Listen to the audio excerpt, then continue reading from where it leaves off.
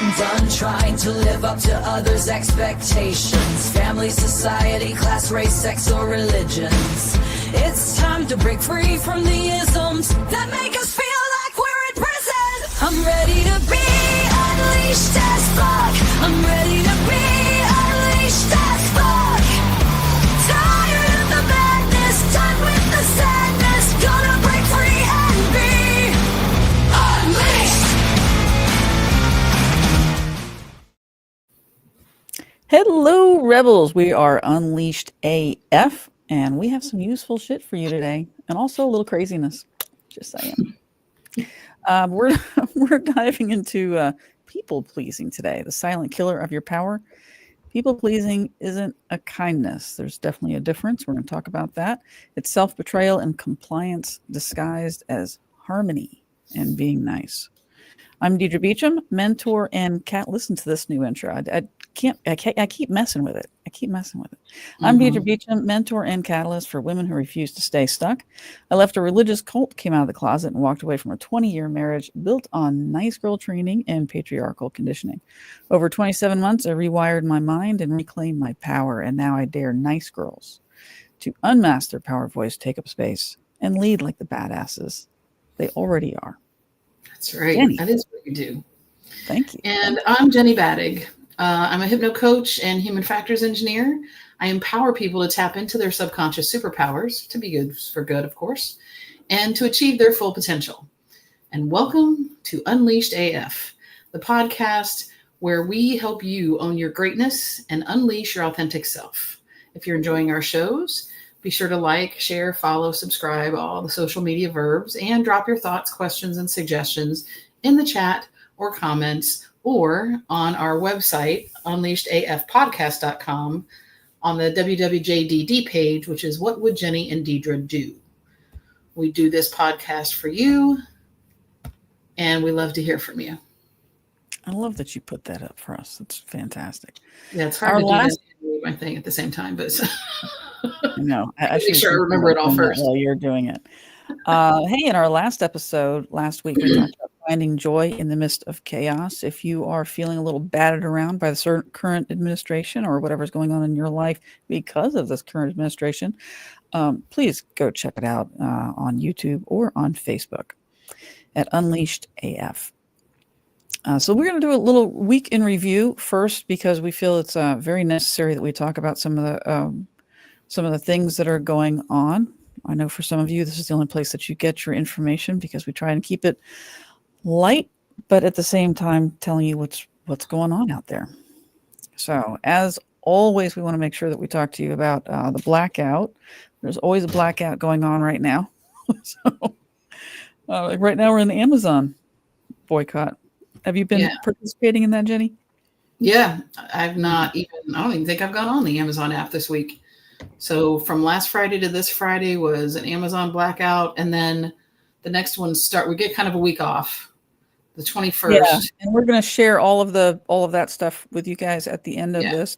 Yeah, I saw a woman, and I don't have the clip with me, but I saw a woman, she's an Amazon driver.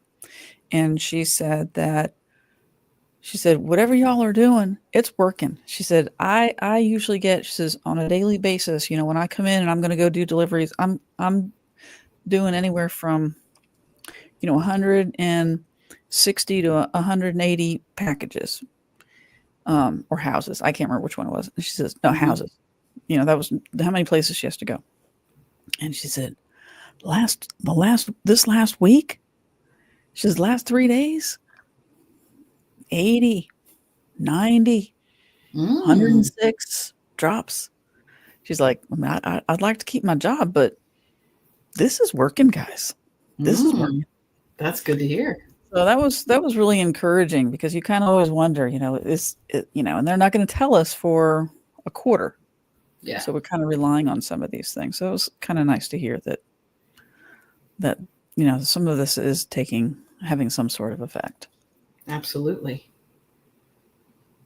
Yeah.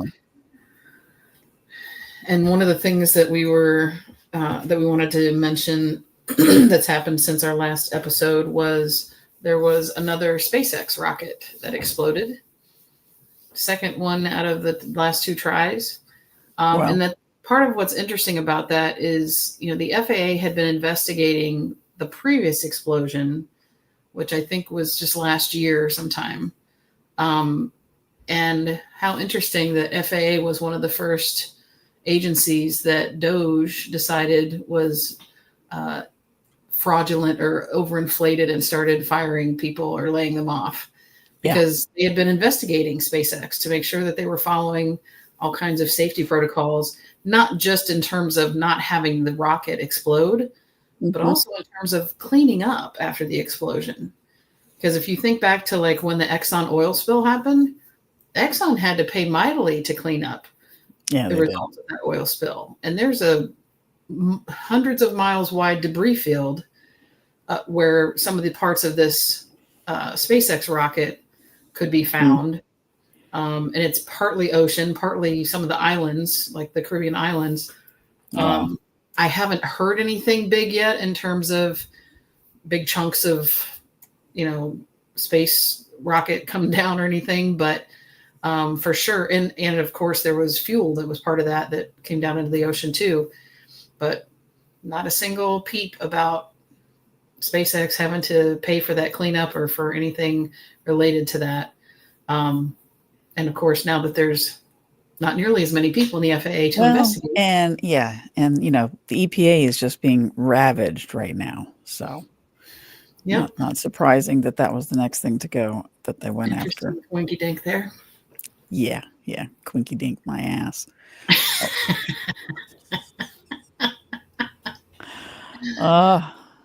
So what else we have here? The administration laid off 80,000 people from the VA, or have plans to lay off 80,000 people from the VA. Yeah. Largest in the history of our country. Largest layoff of the VA in the history of our country. So don't let them fool you by saying that they admire veterans. Trump can show up at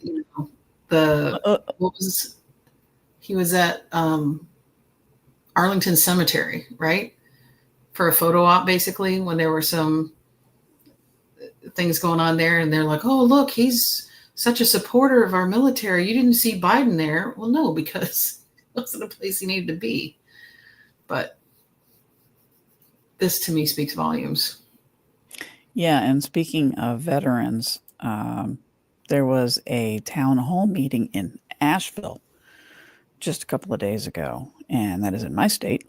And I think I have a little bit of the senator getting up and speaking. And I think he believes their own hype, about how over half of the country voted and it's just a landslide and mandate. So this was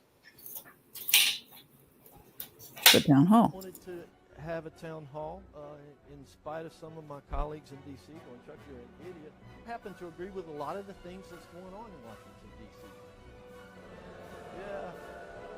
Yeah. President Trump supports our Constitution. Proud to vote recently for the House Budget Resolution, which provides the framework.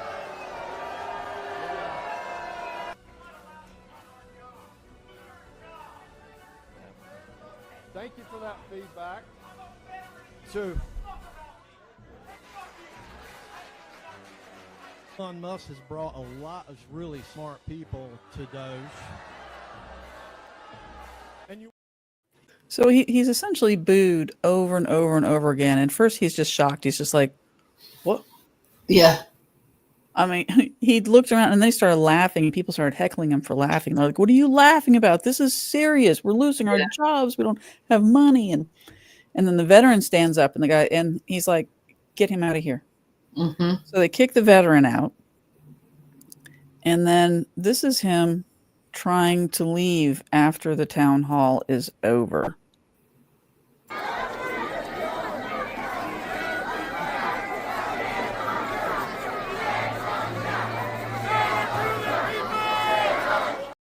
So that black car is his car and he can't leave. and they're just chanting and chanting and standing in front of his car, and he can't leave. People are upset, and they're showing up and Good. letting them know they're upset. And I was just so proud of Little Asheville and the number of people that showed up. So that was a little further on our list, but you said veteran, and I was like, oh wait.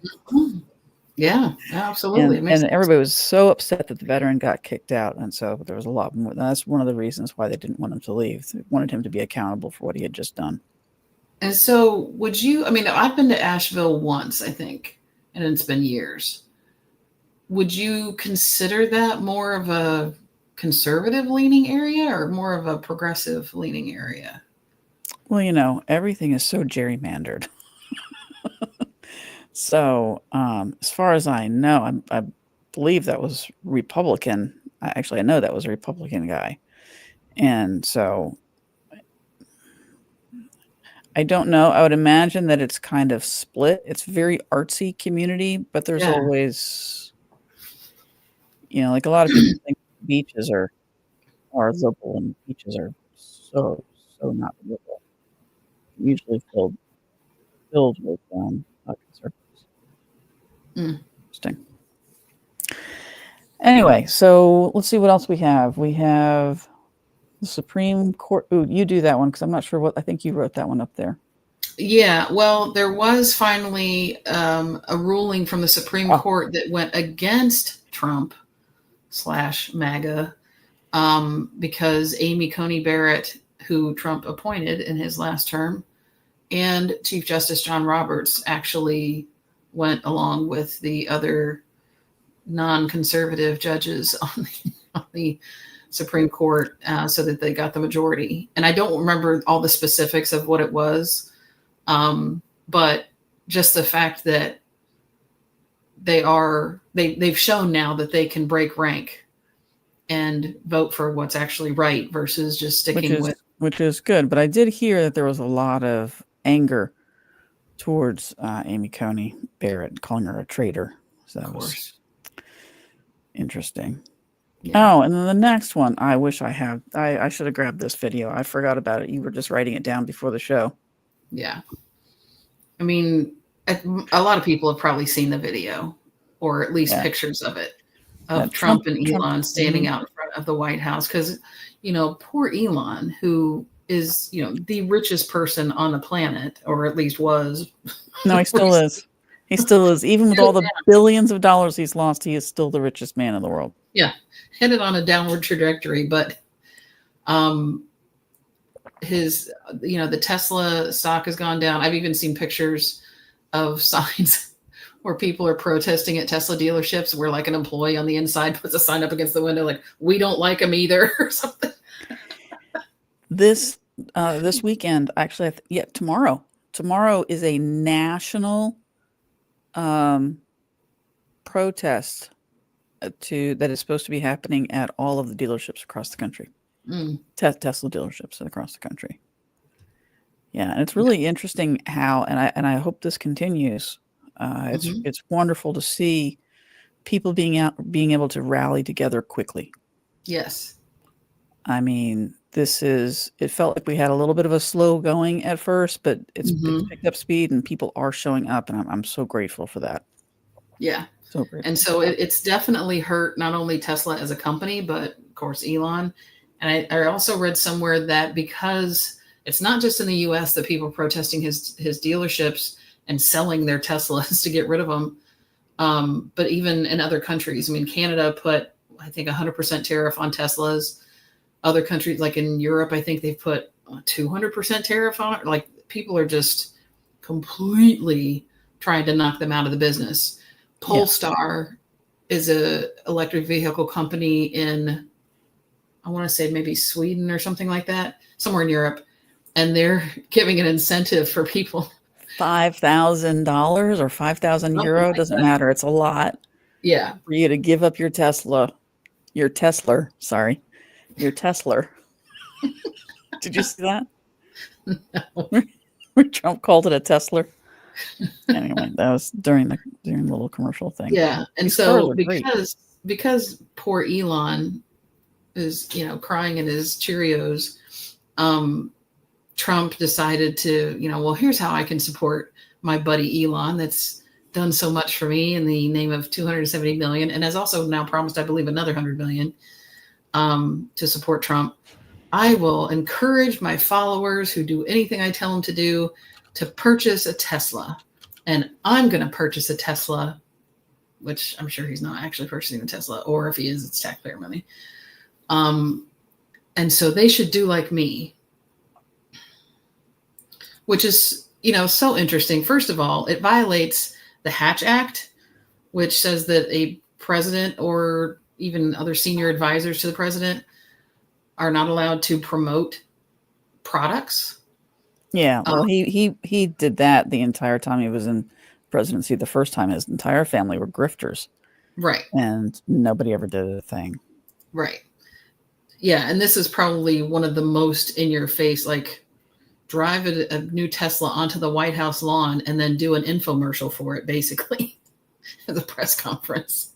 It's ridiculous. Absolutely ridiculous.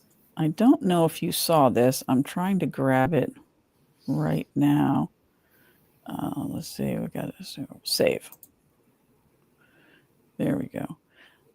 So this is a picture. Let me pull it up here because I don't know if you know that this is something that what's his name?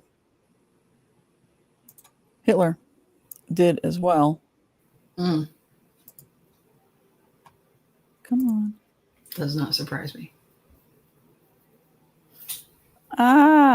Unfortunately, I can't find it right now, so you just have to take my word for it. I have a picture that I just downloaded and I can't find it. So, but he, something that Hitler did as well. He was calling Volkswagen the people's car, and did a big promo for them as well. It just seemed to be mirroring. He keeps mirroring Hitler's journey. Yeah. Well, and he also had made statements earlier in the week, I think, that people were illegally protesting Tesla dealerships. It's not illegal to protest.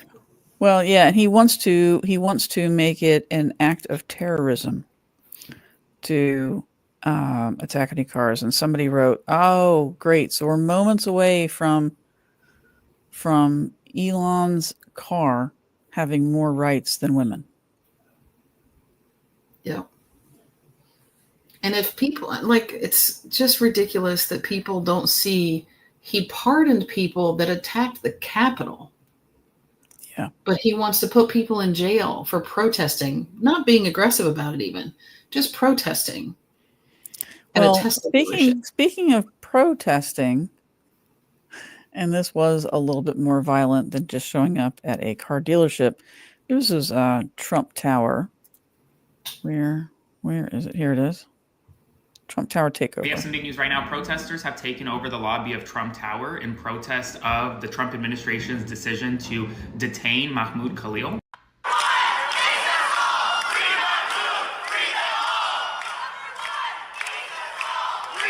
There are hundreds of protesters. The protest is growing. This is in the lobby of the Trump Tower in New York City. Now, as it currently stands, Mahmoud Khalil remains detained in ICE custody after the Trump administration. So, you familiar with the story? No, I'm not completely of this guy. So he was taken into custody. His wife is 8 months pregnant. He's legally here. And they came and they grabbed him and took him away, and not even into detention in his state, like took him out of the state and held him, and immediately it got immediate attention. And then not only did people come and storm the Trump Tower, but people have shown up from all over the place to go to court. Susan Sarandon was the first person in line at the court to try and get in and talk about this, because it's an insane abuse of power. He graduated from Columbia University. I'm not sure what his legalities is. He is here legally, however. Mm-hmm. Anyway, it's just It's just a little crazy. Definitely. We're a lot of crazy. We're a lot of crazy. I mean, let's just call it what it is. And what people want is accountability. And I pulled this next segment up because it is about accountability and to show that it's not just that the people are frustrated with politicians. People aren't just upset with government. They're upset in every level of government. They're upset with corporations. So this next clip is at a school board meeting. And the school board was being confronted by the parents. They had just found out that the school security they found that school security had over 400 tapes that were of the girls' locker room with the girls in it. And the parents wanted accountability. And we're trying to get the school board to talk about what they were going to do, what kind of action they were going to take. And instead of taking any action, they ignored them. So here's what's happened.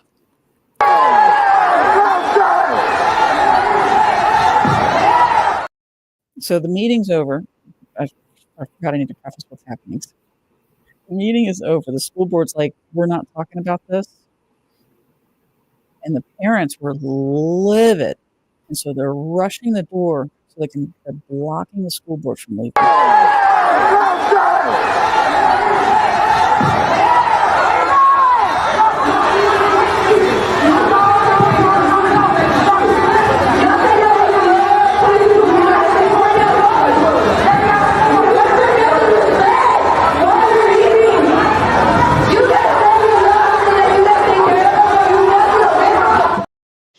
So people are yelling into the intercom. People are yelling from the stands. It goes on, and it's another minute or so of everybody screaming, and that wall over there blocking the school board from leaving just gets filled with people. Yeah, so it's just people want authenticity. They want accountability, and we're tired of just going, oh, I guess that's the way it is. Yeah. This is just the way it is. And we're saying no. Yeah. And I think in some ways, seeing large protests like this and people banding together to kind of come back from what felt like a devastating blow, but it's continuing. It's like continued body punches is what we're getting, is starting to feel somewhat similar to after 9/11. You know, it was a horrible thing, a horrible tragedy to happen, but man, did we get to see some of the best of humanity after that, with people helping other people and, you know, people coming from across the country to help in the search for victims and just all kinds of ways that people were reaching out to help each other. So this is, I mean, it's a different situation, obviously, but it's starting to feel like that kind of sense of, hey, we're in this together. Let's band together. And as a people, we have power in number, man. We can really make some change. Yeah. And they keep hitting hard, keep hitting down to try and get us riled up. There's two things in particular I just want to bring up real quick before we move on to our topic, which is Trump mentioned a couple of times this week about the pink triangle again. He puts the pink triangle up and puts a big slash through it. And for people who aren't aware of the history of the pink triangle, that was utilized during the Holocaust. And so it wasn't mentioned, it wasn't recognized until the mid to late 90s, how much the LGBT community was attacked during the Holocaust. I mean, we've always known about the Jews, of course, the Jewish people, but what people aren't aware of, and again, wasn't really recognized until the mid to late 1990s, was the queer people that were also a part of the Holocaust. And actually, once the Holocaust ended, see, every single person who was part of the LGBT community was labeled in their clothing the little pink triangle. And so after the war was over and they freed the Jewish people, they were released as free people. The LGBT community was labeled as criminals, and their incarceration continued in prisons. So the Holocaust did not end for them. They went into prisons. And so that was in reference to the Holocaust. And he's done that twice now. And so he's really trying to scare the community. And he's doing the same thing with Black people. He's not only trying to scare them, he's trying to get them riled up, which, if you know the Black Lives Matter street in Washington, D.C., he said that had to go. Brand new, there's nothing wrong with the street. Could have painted it over. But he's so bent on trying to, in my opinion, and the opinion of a lot of Black people that I follow, a lot of Black creators that I follow, believe that what he's trying to do is to rile people up so that Black people march on Washington so that he can declare martial law and start killing people. Mm-hmm. So the Black people, the creators that I follow, they're all like, look, just shh, everybody just stay calm. Do not go and fight this. Do not. He's using this to try and start a civil war. Don't do it. Don't take the bait. So there are some things we definitely have to fight. Other things are being used against us. And so to be careful. And so I'm taking a lot of my cues from the Black community as well, because they know how to do this. And we have just watched as they have suffered, and now we're suffering. And it's anyway, we go down a whole other path on that, because I truly think that until we get rid of the racism, the systemic racism in our country, we will continue to battle this. Absolutely. We'll continue to battle this. Agreed.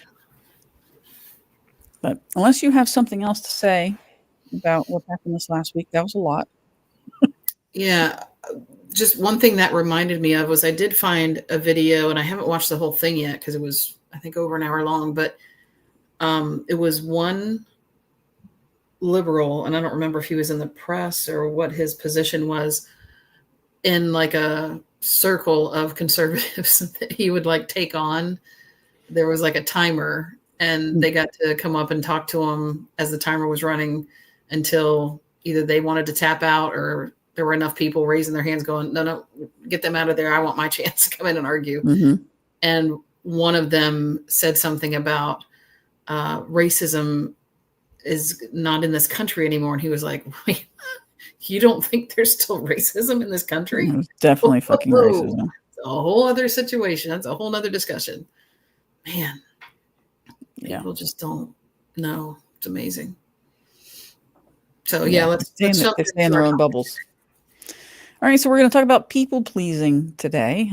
People pleasing is one of the things that, man, a lot of people suffer with. This is not just women. A lot of people suffer with people pleasing. For me, if you were to ask me, I'd say that a lot of that comes from the rules of polite society. People think that people pleasing is a kindness, right? I mean, that's why you're taught that. Be kind to people, be good to people, be nice. But it's not, because it's control. It's telling you exactly how you need to be forward facing outside and to get all of your validation from people around you. It's survival. Mm-hmm. But for women, it's especially heinous, because for most women, unless you were in a very special circumstance, most women, it was drilled into us from birth. Yeah. And it really runs so deep that most women don't even realize they're doing it, because it just feels like, oh, this is what it is to be a woman. I'm acting like a woman is supposed to act. Right. And it's not just like a bad habit. It becomes the subconscious programming.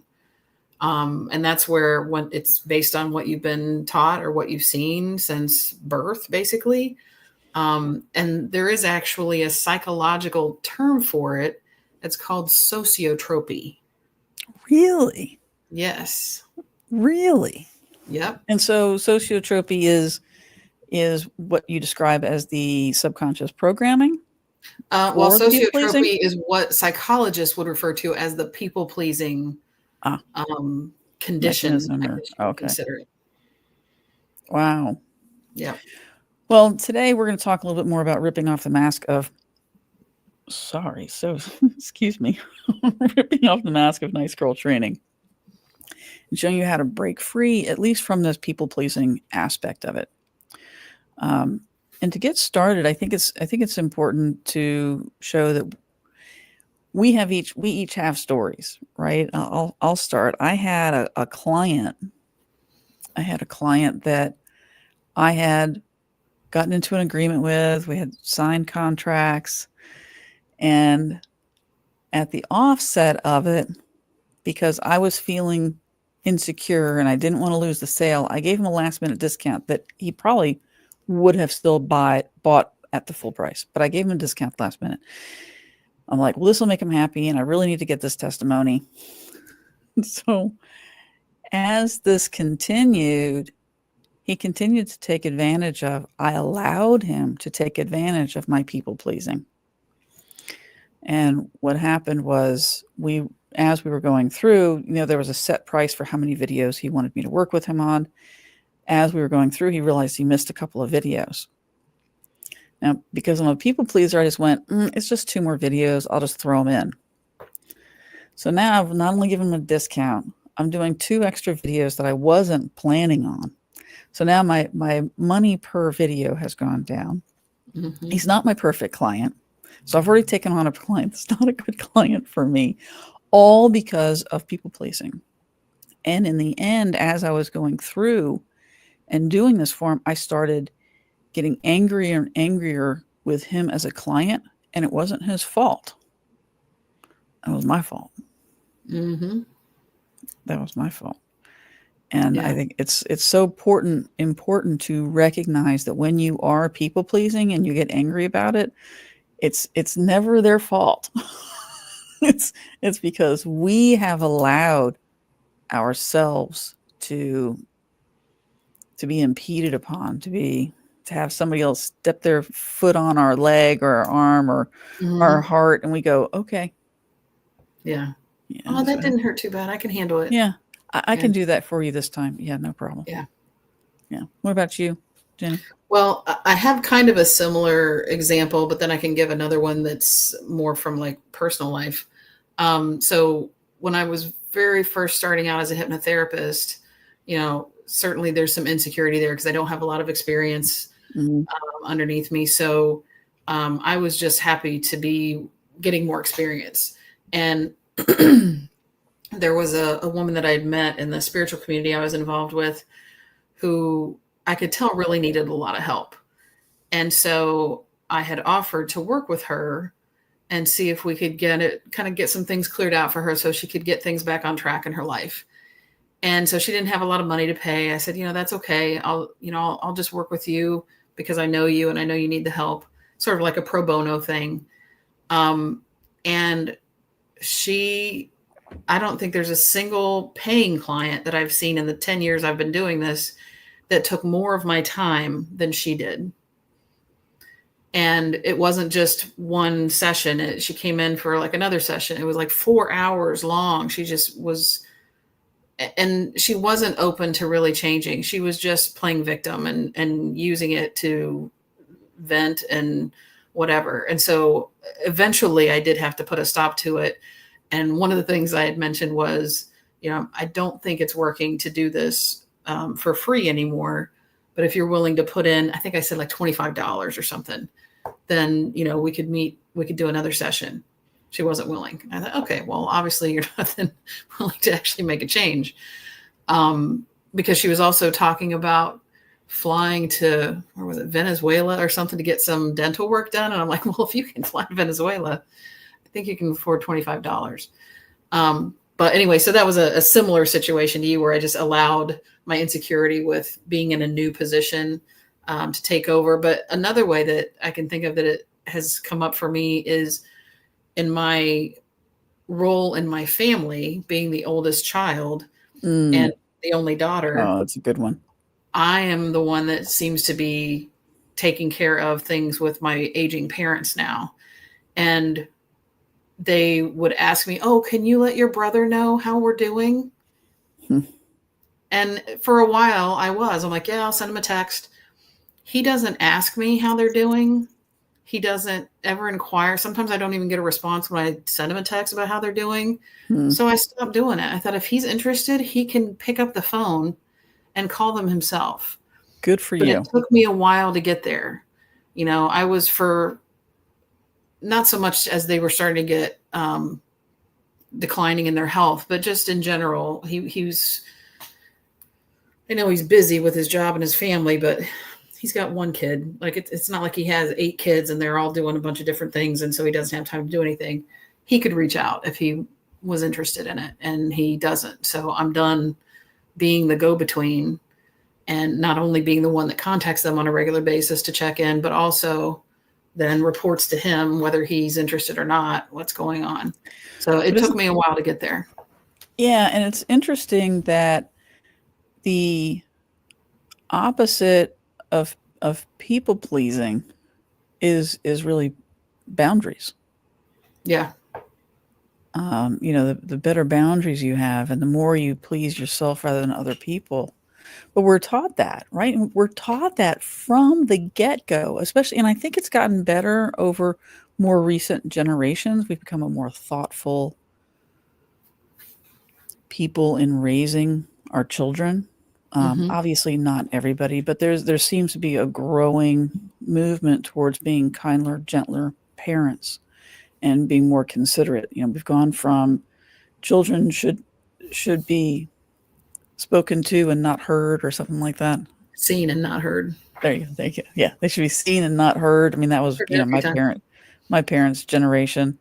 For my generation, a lot of people that were raised by boomers, it's more about we were the trophies for the parents. So look good for me when we're out in public. It was all about public perception. So I think that nice girl training was especially harsh in our generation, whereas before us, it was just on everybody. Everybody was just treated like shit as kids. Yeah. There was a lot of abuse, and not just of children, but there was alcohol abuse, drug abuse, stuff like that nobody talked about. But and of course that still happens. Yeah, of course that still happens. But there is growing support for being more conscious in your parenting and being much more aware and treating your child like a person, and rather than less than. And so there's this conditioning that gets passed down not only from parents, but from watching it on TV, and then being monitored by other people. You know, so you have your parents not only teaching you to be a people pleaser, but you have other parents teaching you how to be a people pleaser.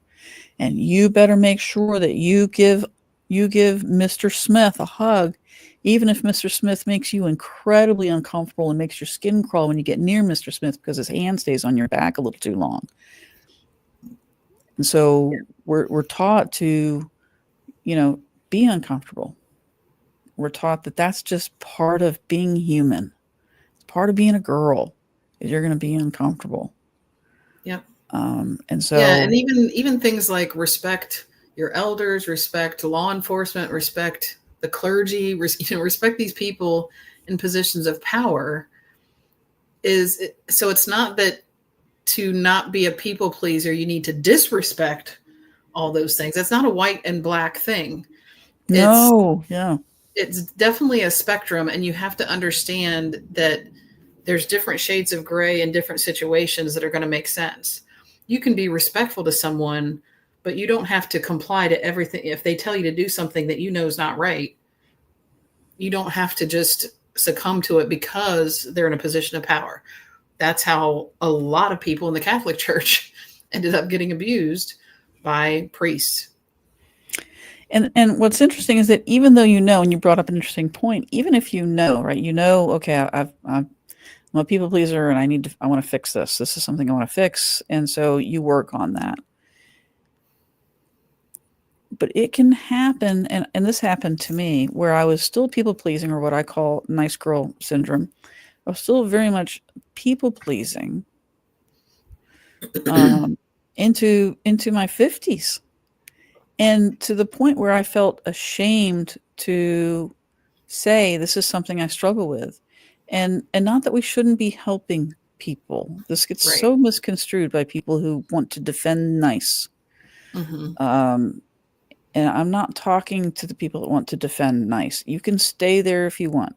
But for those of us that want to grow and stop being people pleasers so that we can have a greater sense of self, so that we can stand stronger and taller. I mean, Mm-hmm. if you just look at the stories that we shared, we were both small in those stories, Mm-hmm. right? Our importance was this big, and Mm-hmm. everybody else's importance was so much bigger. So anyway, so it can happen at any age. It's not something to be embarrassed about. It is something that, as you know, even though it was something that was radically in our faces when we were kids, it gets into our subconscious. I mean, you can certainly speak a lot more to that. Absolutely. Yeah, there are a ton of clients that I work with that in some way, shape, or form, part of what they're fighting or trying to change is to go against that training of being a people pleaser as a kid. Because just about anyone who was, well, there's a couple of ways you can go, right? If you were abused in some way, you either become a people pleaser because you're trying to avoid that abuse by pleasing the abuser and not getting them upset, or you become aggressive yourself. So there's kind of, the two sides to that coin, and not that there's not gray area or middle ground there either, but those are the two general paths that people take. So for people that did not become aggressive themselves and kind of carry on those traits, typically they became people pleasers just to avoid the hell that they felt would come their way if they rocked the boat. And what's crazy is it ends up, even though it's purported or it's sold to you as this is this good thing that you need to do. People pleasing is good, and they don't say it that way. It's like, no, it doesn't matter what you think, feel, or want to do. You are going to do this because it's going to make me happy, or so and so happy, or so and so happy, or so and so happy. Mm-hmm. And you have this mold that you need to fit into, and as long as you're in it, everybody else is happy. And that's all that matters. And that's the overriding story. Yeah. But what it does in the process, and we've both kind of talked about that, is, well, a very graphic example for both of us is it doesn't make you money. Right. Right. People pleasing can be very damaging to your bottom line. It can be very damaging to whether you get a raise or a promotion. Yep. It can be very damaging to what is happening inside of you. It can raise your anxiety, put you in a place where you are so focused on everybody else that you don't please yourself. I know that years ago I woke up one day and I had no idea what I liked to do. I was newly single. I had left my fiance at the time. And I woke up one day and I thought, well, I'm going to go to the store and get some CDs, and realized at the store that I had no idea if it was music I liked or it was music he liked. Mm. Because I had spent so much of my time people pleasing for him, I lost myself. There was a great scene in Runaway Bride with Julia Roberts where what was the guy that he was also in Pretty Woman with her, Richard Gere. So he was the reporter doing a story on this bride that kept running out of weddings. She was like, she'd get engaged to a guy, great couple. It'd be time for the wedding day, and she takes off 3 or 4 times in a row. So he was kind of following her and talking to her to understand like what was going on. And he would ask her, well, what's your favorite breakfast? And it depended on what guy she was with as to what her favorite breakfast was. And he's like, no, what's your favorite breakfast? And she's like, I don't know. So along similar lines. And I had kind of an aha moment like that at one point as well. When I have always rescued dogs as my pets. So I've never gone out and looked for a specific breed Mhm. or even necessarily specific size or type. I kind of had a general thing in mind, but I always just took what was available. And so I was walking the dog that I had kind of rescued from my brother and his family because it didn't have a good life there. And I thought, man, and it was already kind of, I think 12 years old or something. And it was a full blood lab. It wasn't going to be around much longer than that. And so I thought, boy, what am I going to do when this dog passes away? I don't know where the next rescue is going to come from. What do I want? I don't even know what kind of breed I would. If I went to a store, I don't know what kind of breed I would even want. Yeah, classic symptom of people pleasing. Nice girl Yep. training. Yeah. Yeah. And I can see things like that in what I've experienced in my life and look back and know that didn't come from any kind of abuse or something. It was somewhat, I guess, nice girl training in terms of, I was a good Catholic girl. So not the type that act up in Catholic school, but the real, like, actual good Catholic girls that didn't do anything bad, didn't get in trouble, all those things. It didn't feel like I was being forced to do that. It's just like, I didn't have any reason to push the envelope. But I will also say, if you asked some of the male engineers that I used to work with, if I was a people pleaser, they would say, hell no, because I didn't bow down to them. I stood up to them in most occasions. Probably the main exception to that would be in asking for a raise or asking for a higher salary. So for the most part, when I was in meetings, I didn't care if it was a female or male engineer. If I knew what I was talking about and they were saying something that didn't jive with what needed to happen, I'd let them know. So there were definitely situations, like we were saying, it can be situational. There's definitely some parts of my life where I'll put my foot down, and people that interact with me in those ways would not in a million years say I was a people pleaser. Sure. And that's why you can have very successful people. People that are, I just met a lady the other day who brought in $1.5 million last year, probably going to bring in $3 million this year, and very much struggling with visibility because of people pleasing, nice girl training. But she's very successful. You can be successful and not have these symptoms in some areas of your life, but then in other areas of your life, depending on what has happened while you're growing up, depending on the messages you received, depending on the messages that you internalized, will depend on where this shows up in your life. And it can absolutely ruin relationships. Yep. And not at first. Not in the no, short not term. at first. At first, the relationship is magic, especially for the person who's on the receiving end of the people pleasing. Right, It's exactly. magic. But usually they're happy, and so the people pleaser is happy too, because they're getting all the things they want, and so it's just this blissful thing. But resentment builds up because eventually the person who's the people pleaser isn't getting their needs met anymore. The only person that's getting their needs met is the one who's the recipient from the people pleaser. It feels unfair. You start losing your sense of self. It really can destroy a relationship, being a people pleaser. Yeah. There's all kinds of feelings of unfairness or inequity in the relationship. There's resentment that gets, it's buried resentment at first, but then it'll come out in an outburst. And this really, the thing that comes to my mind, the image for this is like the traditional, like, Leave It to Beaver kind of housewife. She stays home, and that's a great example of that nice girl training and what was driving it. That was the expectation. Oh, you're going to be the wife at home that keeps the house clean and has dinner ready when the husband comes home, takes care of the kids and does all these other things, and is then dependent on her husband and his income to, have the food in the home and all this stuff. Because That's not a paid position, even though she's probably doing at least as much, if not more, than he is. But it's not a paid position.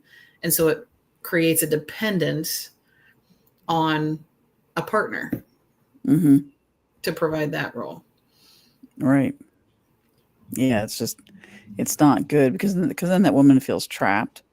Yeah. And when she tries to fight out of nice girl training, fight out of the people pleasing, that's when things can get really volatile in the house. Because then the guy's going, wait a minute, this isn't who I married. Who are you? What happened to my wife? Yeah.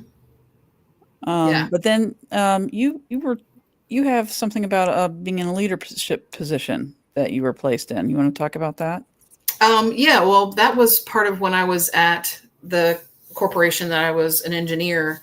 Even when I started there, I never had any intention of being a big corporate employee. Small business was the biggest I ever wanted. Small to medium-sized business was all I ever really wanted. I just didn't like all the extra red tape and bureaucracy and stuff that comes with large corporations. But I found myself at a Fortune 500, maybe even Fortune 300 tech company for right around 10 years. And, a few years into it, they tapped me to be in a leadership position. And I really wasn't that interested because I really didn't feel like I wanted to stick around very long. I didn't have these big career aspirations of moving up the ladder or whatever. It just was against what I felt was important to me. And so I was hesitant to even take the leadership position. And it wasn't because I was afraid of it. Like I didn't care I could be a leader. I was confident enough in myself as an engineer. I could stand up and be a leader. But once I got into the leadership position, it kind of gave me more insight on some of the other men that were in leadership positions and making it sound like it was a big deal. Like, oh, well, I've got all this work to do. And because I'm a group lead and I have to do all this extra stuff.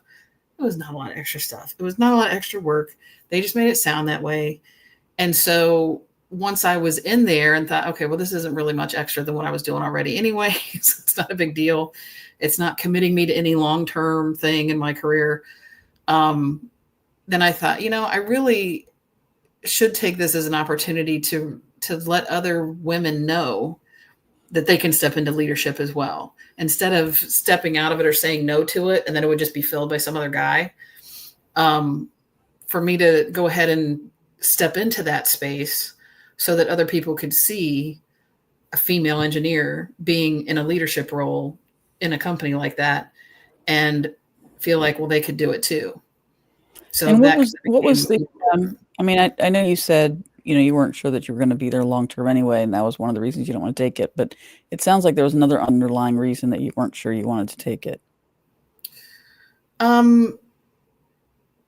Why I didn't feel the need to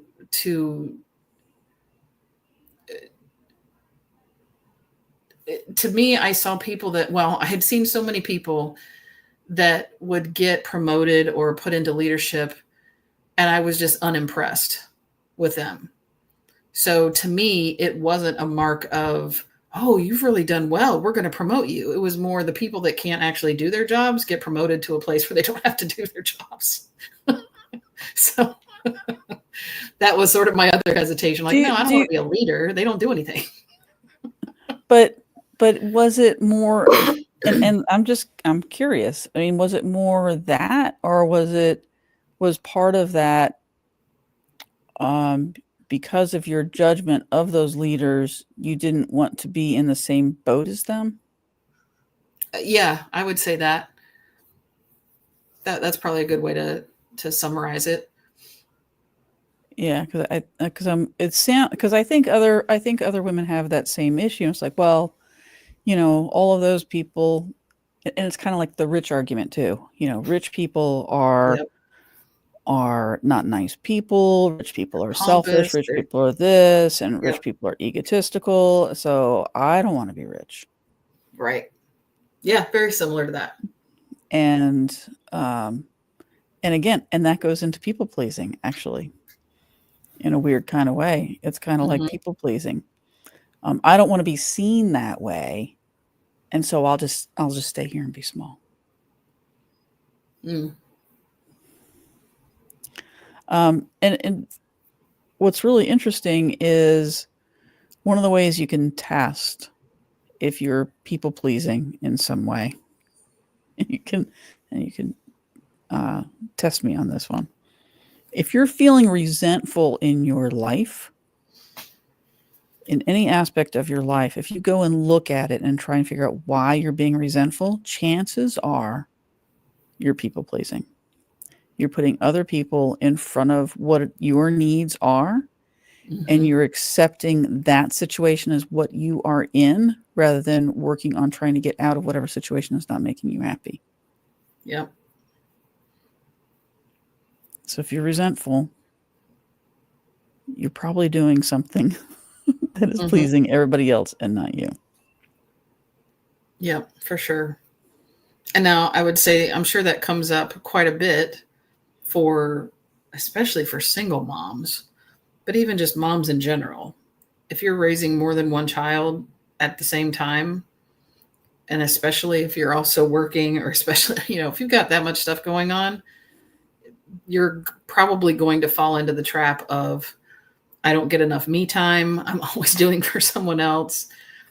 And that doesn't mean you just stop taking care of your kids, obviously, but it does give you the awareness that you do need to find time for yourself. It may not be equal for a while. Huge. It's so important. I know so many moms, since you brought up moms, I know so many moms that will put themselves so far down on the totem pole of things that need to get taken care of. Well, Yeah. I'll just do that tomorrow for myself. I'll do that next week for myself, or I'll do that next month, or, just like give up. And it's almost like waiting for permission when really the person you need permission from is yourself. You need to give yourself permission to not look at yourself as the bad guy. Give yourself permission to take care of yourself. And for some women, that may feel selfish. But just like, and you've brought this up several times, the whole story of, make sure you put your oxygen mask on. They always tell you that in the airplane. Put your oxygen mask on first before you help somebody else. The same thing here. And so what I like to do when I'm working with people about people pleasing, which falls under the realm of nice girl training, there's your imposter syndrome, people pleasing, I'm not good enough, why me, all of that, all under nice girl training. But is to put your body back with your mind, because I think that is so much what happens. We spend our whole lives looking outside of here, especially those of us who had nice girl training, looking out here to get our validation. And if you're doing that, there's like this cognitive dissonance between what you think everybody needs from you and what you need for yourself. And over time, you may have worked on that, right? You work on little pieces. Okay, I don't want to be like that here. I don't want to be like that here. I want to be like that here. But sometimes there's an area, right, you just can't get past. I know for me, for the longest time, it was with a relative that I really struggled with being myself around. And I learned a lot from that. But it may be something in business. Maybe you really struggle being on camera. Maybe it's a relationship. Maybe it can be so many different things. And so for me, in order to break free from this, that I work with on myself and my clients, is bridging that gap, that chasm between what you think everybody else wants and what you want, so that they become the same. So you can recognize it in your body again, so that you can start understanding your gut, your gut feelings, your intuition. So many times we've been people pleasing so long, we don't even have access to our intuition anymore. Yep. We can't differentiate between what a thought is and what an intuitive thought is. It's so incredibly difficult. So for me, I think one of the most important things is to pull that back together, because until then, it's a struggle to try and force yourself to do something that feels unnatural, because people pleasing feels natural after you've been doing it a long time, even if it makes you miserable. It's something that you understand, it's comfortable. Right. Well, and that really, I mean, when you boil it down to like the deepest spot that it hits us, even like psychologically, it's part of the amygdala. Like the amygdala is the part of the brain that determines fight, flight, freeze, or fawn, I think was the other one that we found out from a previous guest. And that's why it's hard to think that it's not telling you the right thing, because we trust our amygdala to help us stay safe. You know, we trust the decisions of fight, flight, freeze, or fawn. We wouldn't necessarily trust to stay safe, but that's one too. And when it's that deeply programmed in, and honestly, the amygdala, the thing that triggers it to know that this is a fight, flight, or freeze kind of situation can be a very specific event. But beyond that, it gets like blurry vision, and it will put all kinds of things like, well, that's close enough. We'll fight, flight, or freeze to that too. That's good enough. We just want to like check the box to say I did my job today, you know? And so we can get kind of caught up in feeling like we're following our instincts because it's what we're being told by our amygdala, what will keep us safe from whatever it is that it perceives as a threat. Whether it's the relationship or the career situation or whatever it is trying to protect us. And that is why it can be very difficult to overcome. And, you know, when you've been doing that kind of thing for years and years, even if it's unbeknownst to you, it truly can have physical consequences. I mentioned earlier that the psychological term for people pleasing is sociotropy. And that leads into, it's different for different people, of course, but it can easily lead into long-term depression. It can cause anxiety issues. And then anything that stems from those typical issues, depression and anxiety, things like blood pressure, heart rate, cortisol levels, physical weight on your body, even chronic pain, joint pain, all kinds of pain in your body physically can be, and it just weakens your immune system, you know, so you can become actually physically diseased because of chronic people pleasing. I hadn't realized until much later in my life how much the mental and what we go through mentally, and whether it's traumas, memories, etc., how much gets trapped in our bodies. Yeah. And that different areas of your body that are in pain could actually just be trapped memories, trapped trauma. And that's been it's certainly something worth exploring. And maybe we'll go down and talk about that in one of the upcoming episodes about somatics and how beneficial that is in helping to free some of this stored trauma. Yeah. And it's important, I think, for people to realize that when you have something like that going on, like I was saying, you don't necessarily realize that you've been stuck in that cycle for so long. So becoming aware of it is helpful, but also not beating yourself up for thinking, oh, well, I just didn't have enough willpower, or, oh, I just wasn't a strong enough willed person.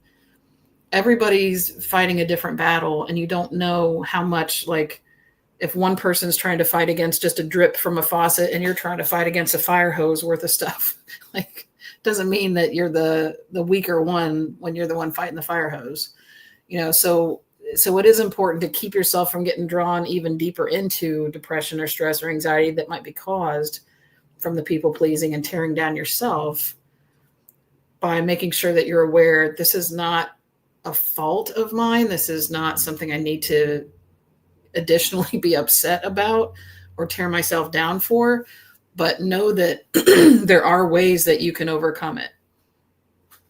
Oh yeah, absolutely.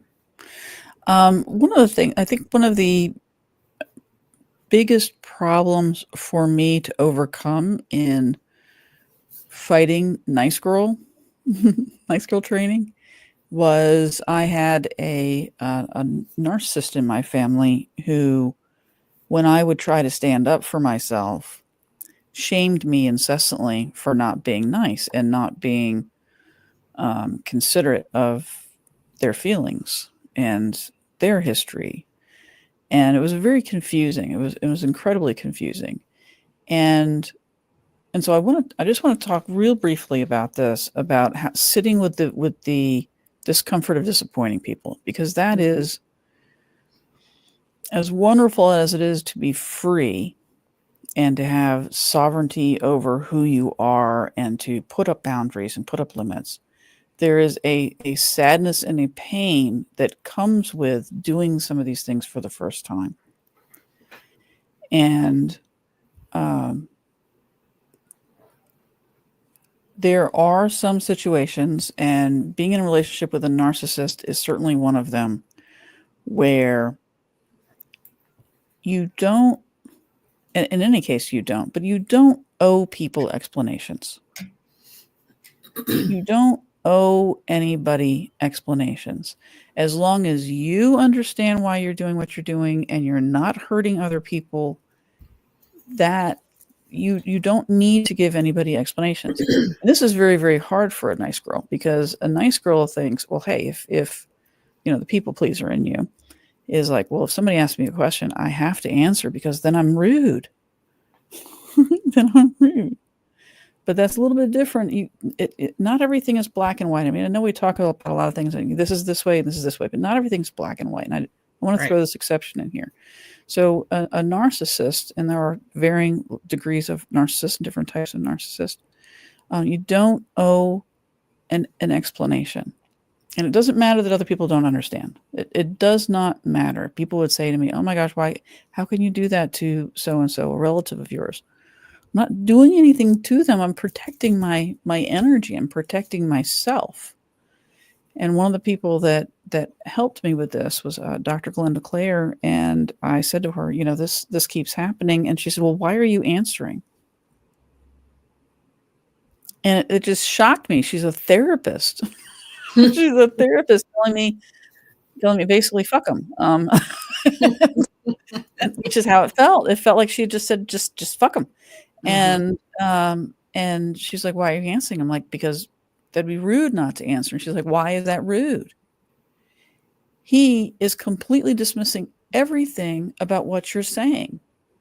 Why would you do that to yourself? Why would you bend yourself over into all of these contortions to try and respond to him when all he's going to do is attack you back again? Why are you doing that to yourself? And I hadn't thought about that. I hadn't thought about what I was doing to me. I was only thinking about what would he think? What was his response? How is he going to think about me? Who cares? Who cares? And that's so hard for a nice girl, because a nice girl is told everybody cares. Mm-hmm. You need to care about everybody. You are last on the list. And that's not how we were made. I don't want to live that way. Mm-hmm. I think all of our souls, they scream out for impact. They scream out for being the bigness of who you are and expressing your power. And when we don't do that, it's a mess. Like I was thinking the other day, if you don't own your own power, somebody else will. Somebody else is going to own your power for you. And I don't enjoy that. Yeah. I personally don't join that. Yeah. Which is all really what this whole kind of the purpose of this whole podcast. We're talking about being unleashed. Mm-hmm. We don't want someone on the other end of the leash controlling us. We want to be able to be unleashed and step in our own power and be powerful. And to segue that into, something else that this kind of ties into or reminds me of is Cesar Millan, the dog whisperer, that's been on for years. He's got different shows now, I think, than what he used to. But one of the things he would always say to people when they're learning how to control their dog is to be calm, assertive, because even your energy can be felt by people. And I think that's how some people end up getting taken advantage of, is if someone who is, let's just say, for example, narcissistic, can tell that you're vulnerable or have a lower self-esteem or whatever little cue that they're going to use to see that they can start to manipulate you, they're going to use it. Similar to a dog that is like an alpha, coming into a new household or new family or whatever. If they get away with certain things, well, they're still going to be alpha.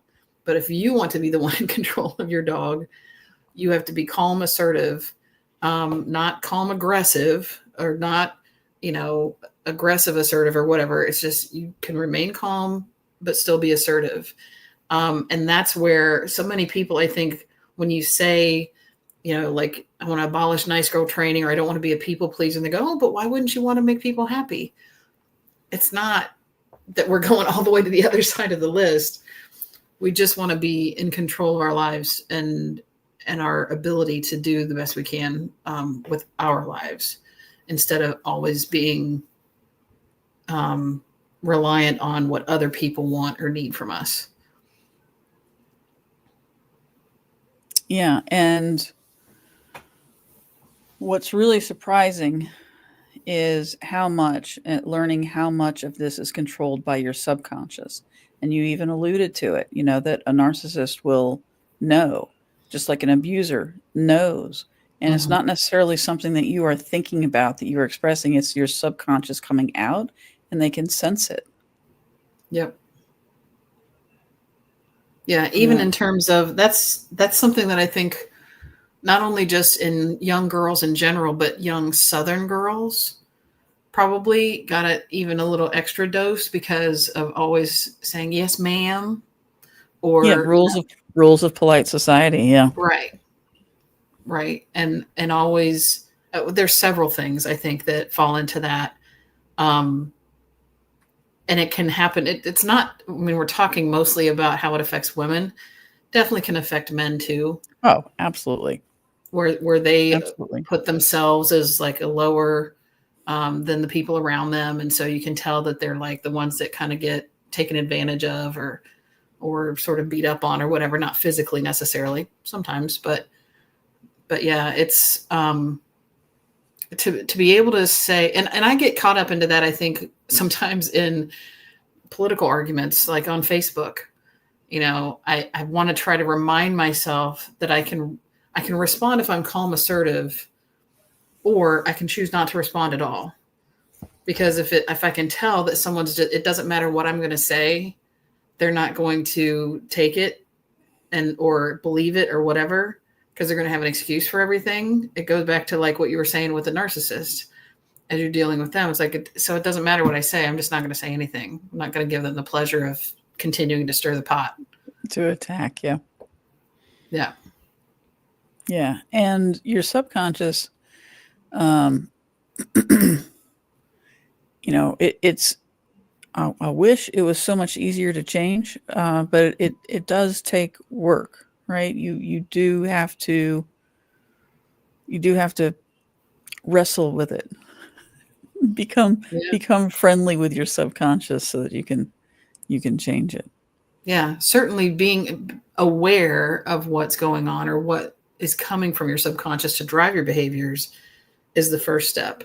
Once you're aware of it, it is a little easier for you to consciously be mindful of how you're doing things, or pay more attention, maybe journal about it so that you can go back and try to figure out, how would I do this differently?